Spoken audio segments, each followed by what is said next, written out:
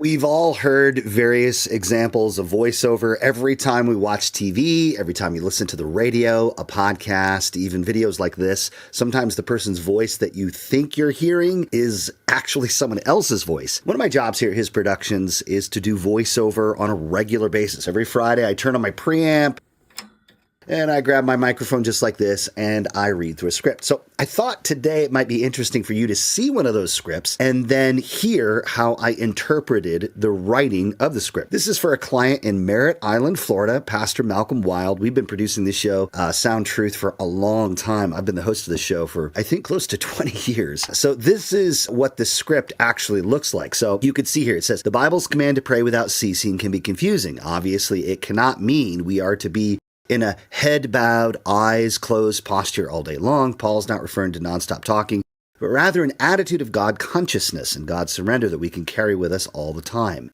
Today, Pastor Malcolm will explain that every waking moment is to be lived in an awareness that God is with you and that He's actively involved and engaged in your thoughts and actions. That's the custom section for this show that I would have read. So let's listen to how that sounds in voiceover style of reading. Here's 9 part 1. The Bible's command to pray without ceasing can be confusing. Obviously, it can't mean we are to be in a head-bowed, eyes-closed posture all day long.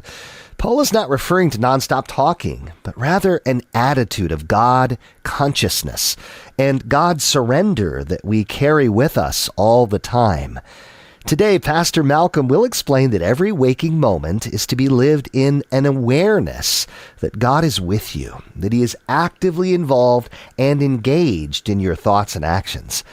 Well, let's join Pastor Malcolm in the book of Joshua, chapter 9, as he continues his message, Developing the Spiritual Life. So that's it. That's what a voiceover piece sounds like. And again, this is something I get to do every week for the shows that I host here at His Productions. Reach out if we can be a help to you with voiceover.